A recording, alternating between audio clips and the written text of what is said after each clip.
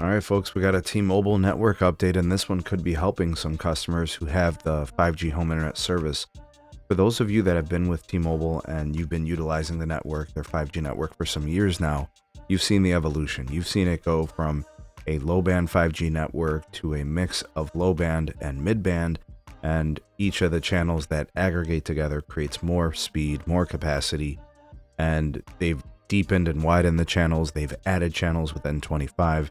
Anyways, all these standalone 5G connections are really what the future of the network holds for T-Mobile. It's the best way to be connected to the T-Mobile network, to get away from LTE and get onto these, faster, more quality connections on the 5G side of the network.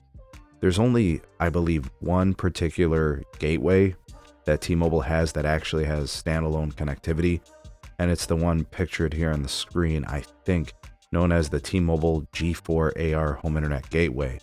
Well, apparently there was some kind of like a firmware update that was sent recently in the last couple of days that enabled 5G standalone service, or 5GSA, and this has improved a lot of the performance that people are seeing. So previous to this, this device, as well as other gateways, they're stuck on 5G non-standalone, which means there's still an LTE network configuration involved in the connections.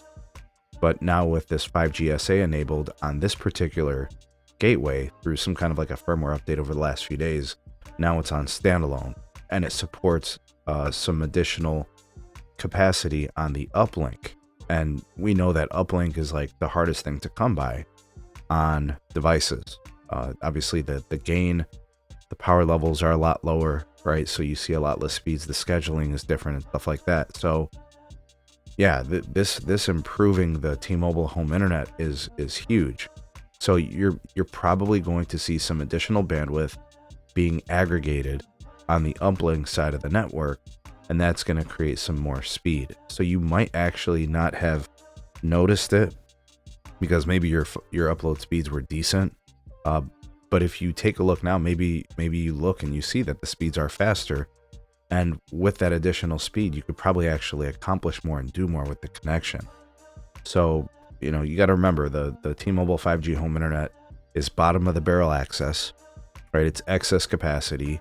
It's the stuff that nobody's using on the mobile network, right? So it has low priority and things of that nature. But having the additional speed could really help.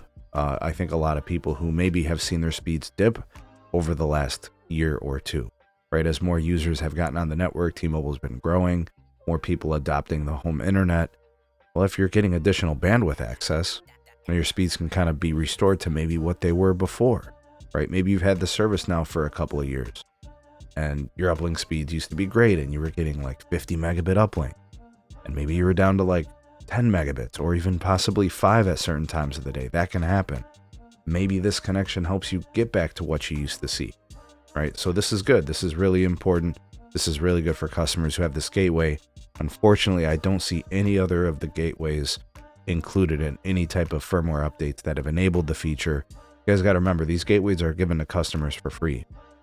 So they're always kind of behind the technology side, right? They're always a little bit lagging, right? You're not getting the most up-to-date cellular modems. You're not getting the best antennas, right? You're getting what, T-Mobile is able to provide at low cost and low operational expenditure, because you're not paying for it, right? They're just kind of lending it to you to use while you have the service, and they're kind of reducing their liability and their spend.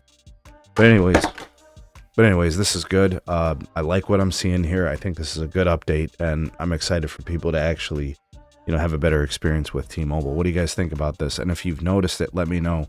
What have you seen performance-wise with this update? Thanks for watching. Go ahead and drop me a comment. Let me know what your thoughts and impressions on this and your experiences. Like, share, and subscribe. Check out some more of our videos. We'll see you guys on the next one.